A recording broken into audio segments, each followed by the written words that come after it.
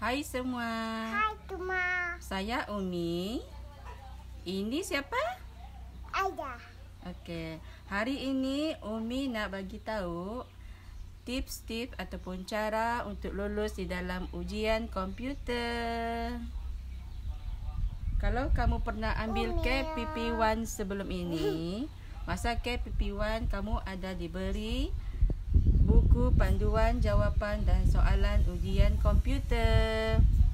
Saya sarankan kamu untuk membaca sehingga habis setiap muka surat kerana soalan yang ada di dalam buku itu sentiasa berulang dan cuma 50 soalan akan diambil. Untuk pengetahuan kamu, markah yang lulus adalah 42/50. Sekiranya kamu mendapat 41 markah, maka kamu masih dianggap gagal. Oleh itu, mari kita kupas isi di dalam buku panduan menjawab soalan peperiksaan.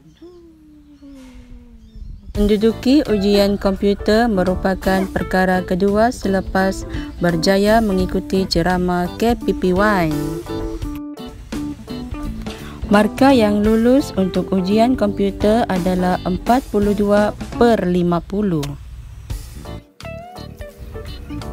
Ini adalah contoh-contoh soalan yang akan keluar semasa ujian komputer. Di dalam buku ini mengandungi 500 soalan dan terbahagi kepada 3 bahagian. Setiap bahagian mempunyai fungsi-fungsi tertentu. Sekiranya calon berjaya dan calon sentiasa mengingati soalan ini secara berulang, insya-Allah calon akan lulus untuk soalan komputer.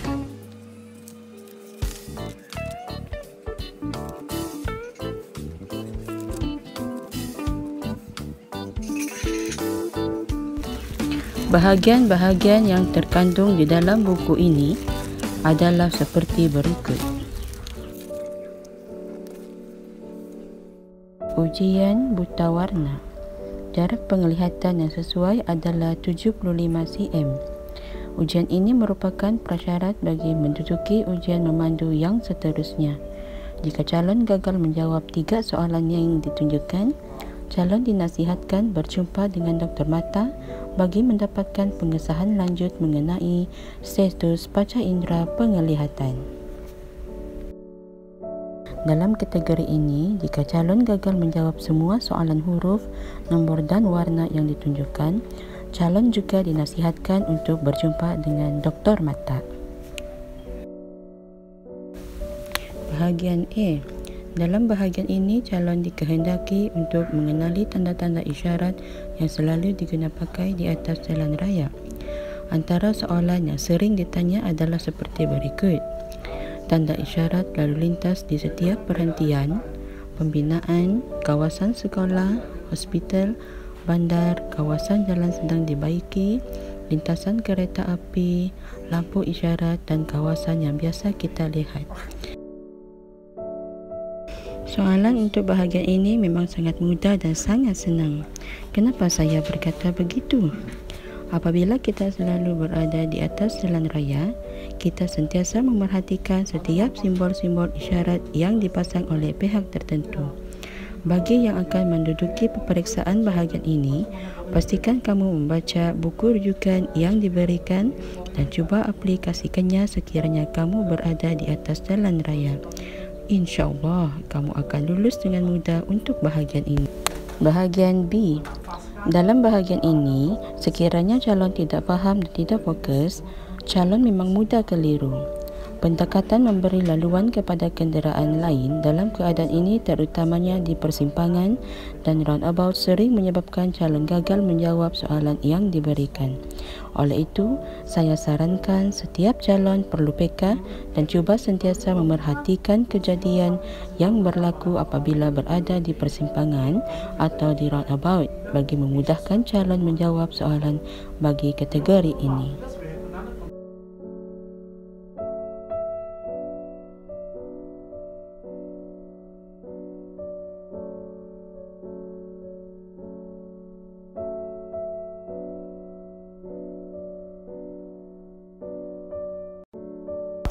Selain itu, dalam bab ini juga, calon akan diuji tentang tindakan-tindakan yang perlu diambil oleh pemandu ketika keadaan hujan, jalan licin, apabila berada di kawasan cerun, pemanduan ketika waktu malam dan keadaan-keadaan yang sentiasa berlaku di sekeliling kita. Oleh itu, jangan kata ianya susah kerana soalan ini merupakan soalan semasa.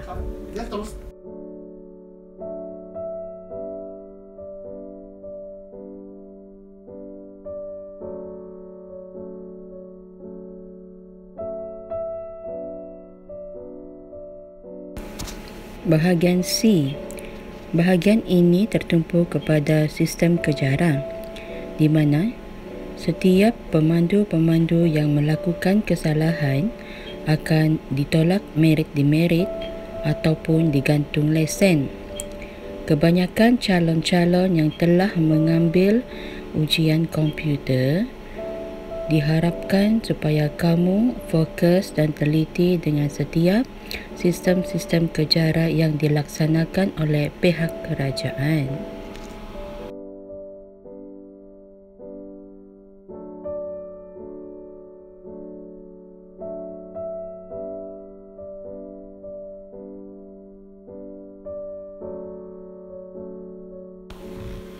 Selepas ujian, akan wujud dua status, iaitu status lulus dan juga status gagal.